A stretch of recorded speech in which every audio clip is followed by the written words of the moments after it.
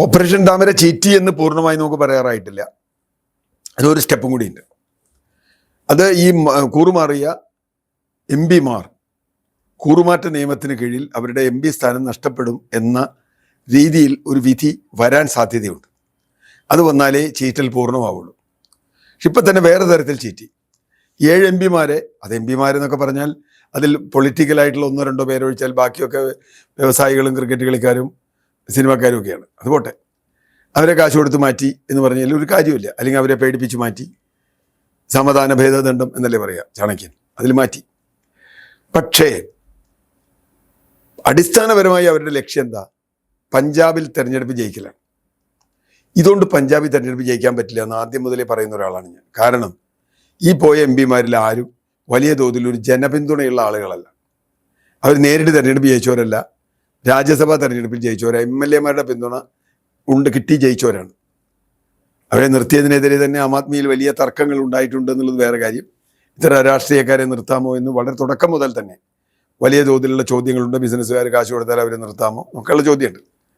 ഏതായാലും പഞ്ചാബ് നിയമസഭയിൽ ഇപ്പോഴും MLA-മാർ ആം ആദ്മിയുടെ കൂടെ നിൽക്കുന്നു എന്നാണ് ഈ വിശ്വാസ വോട്ട് തെളിയിക്കുന്നത്. അതെന്തുകൊണ്ടാവും?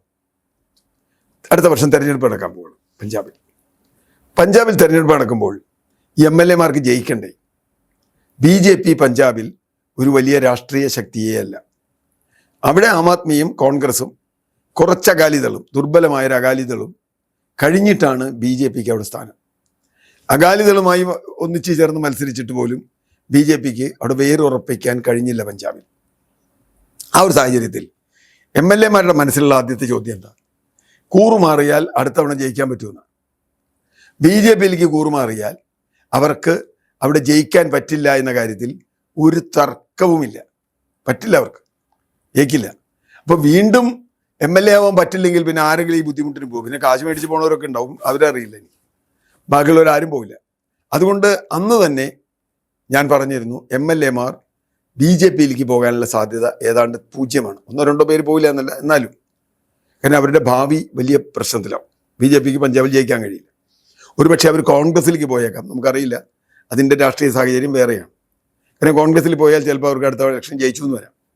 കാരണം കോൺഗ്രസിന് അവിടെ ഇപ്പോഴും ബേസ് ഉണ്ട്. അങ്ങനെ ഒരു സാഹചര്യത്തിൽ ഈ MLA-മാരുടെ പിന്തുണയോടുകൂടി ജയിച്ചു പോയി MLA-മാർ തെരഞ്ഞെടുത്തയച്ച രാജ്യസഭാ അംഗങ്ങൾ ഏതെങ്കിലും വിധത്തിൽ ഇനി BJPയിൽ ലയിക്കുന്നത് ധാർമ്മികമായും നിയമപരമായും ശരിയാണോ എന്ന ചോദ്യത്തിന് ഉത്തരം കൂടി വന്നാൽ, അത് ശരിയല്ല എന്ന് തീരുമാനമായാൽ, നിയമപരമായി പോയാൽ വീണ്ടും 7 MP-മാരെ ആം ആദ്മിക്ക് തിരഞ്ഞെടുക്കാൻ പറ്റും. അങ്ങനെ തിരഞ്ഞെടുക്കലും കൂടി കഴിഞ്ഞാൽ ഓപ്പറേഷൻ താമര പഞ്ചാബിൽ ചീറ്റിപ്പോയി എന്ന് തന്നെ നമുക്ക് പറയാം.